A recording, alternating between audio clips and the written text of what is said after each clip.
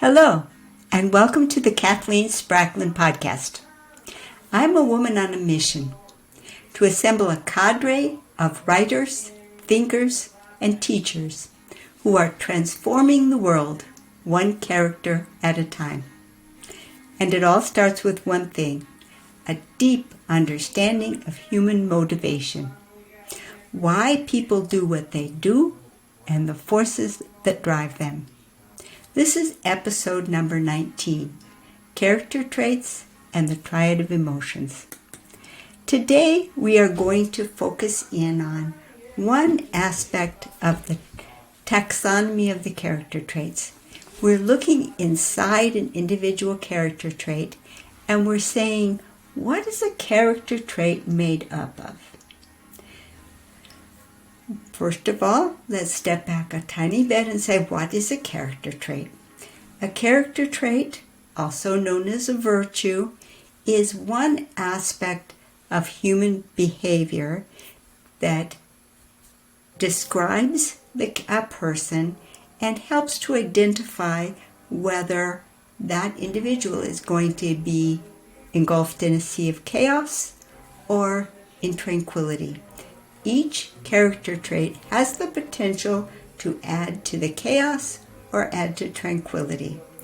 We will see that there are 28 different character traits, but they will group and subgroup, so they'll be a bit more manageable. But think of it as the keys of a piano. We have all of those notes, which are the character traits. That's one of the dimensions.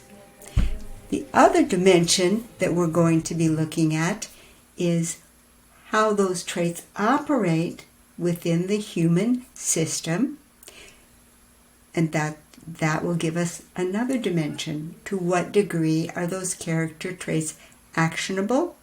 To what degree are they out of reach? Or to what degree are they a part of the stable structure of a person? But today we're going to focus in on what do we mean when we say a character trait? Why do we say that every character trait is composed of a triad of emotions? For the purposes of this discussion, we're going to assume that the character trait in question is something which is in the conscious thought and awareness of the individual. That is to say that it is in what we will call the rudder position. Only about 20% of an individual's character profile will be accessible to conscious decision-making at any given time. It's that old Pareto principle again. 80% is going on autopilot. Maybe the autopilot is, it's out there and inaccessible to us, we just don't operate with it. Or the autopilot might be, we're solid in it, it's just normal for us. But all of those types of levels, about 20% will be under conscious awareness and thought control. This is the arena in which we often think about there existing things such as resistance. I know I ought to do this, but I don't feel like doing this. Resistance can show up in the form of excuses that we make for one another. Well, it's fine that I don't do this because of that. We're very good at rationalizing our choices. But when we look into it, we always see that there is a choice involved. Whenever a character trait is within conscious control and awareness, we are aware of a choice. And when we have that choice to be made, there's a struggle. There's a struggle. Do I go for the side that's going to increase tranquility, but usually there's some effort, some pain, some I don't want them associated with it? Or are we going to go on the side of loss or chaos, where usually it's like, So easy, tomorrow, I don't need to worry about it. But then later on down the line, it's like, oh no, look at the mess. So the struggle to decide. Within that struggle are additional emotions. Within that struggle is the emotion of victory. Because when we're debating what to do, we have the ability to imagine ourselves already having done the hard thing. Ta-da!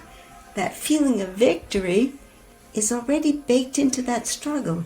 It's the part that pulls us towards deciding in favor of, let's just buckle down and do it. Likewise, the consequences of loss, the emotions of loss, are baked into the struggle.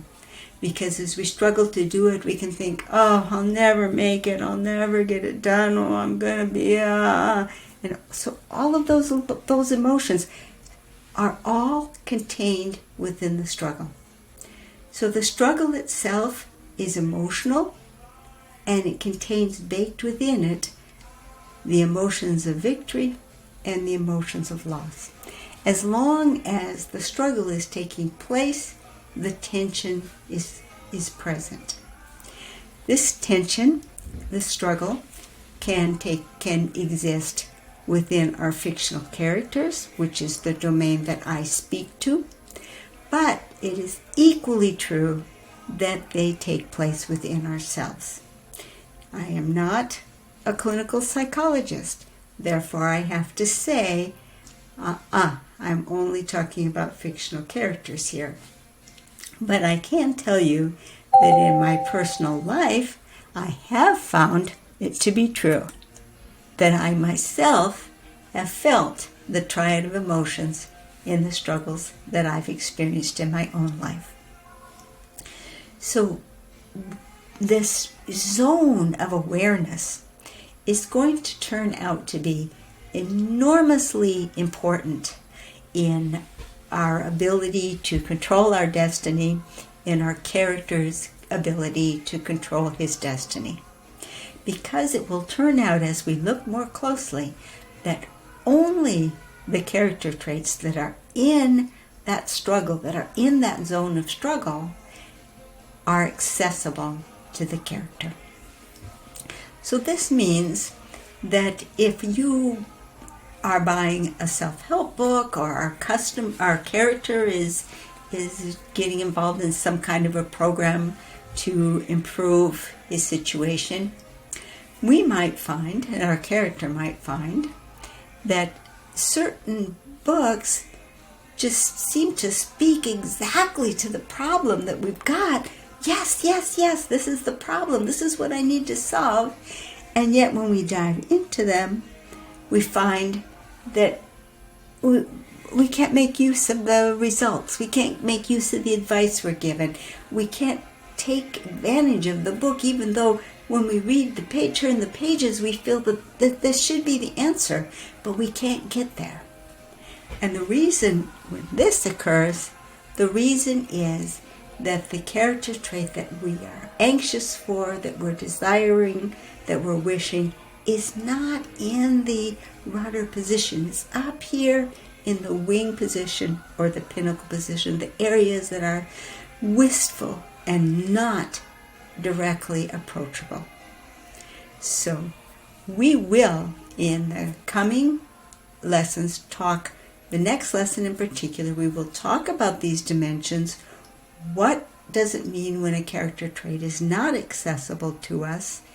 And what can you do about it if that's the case?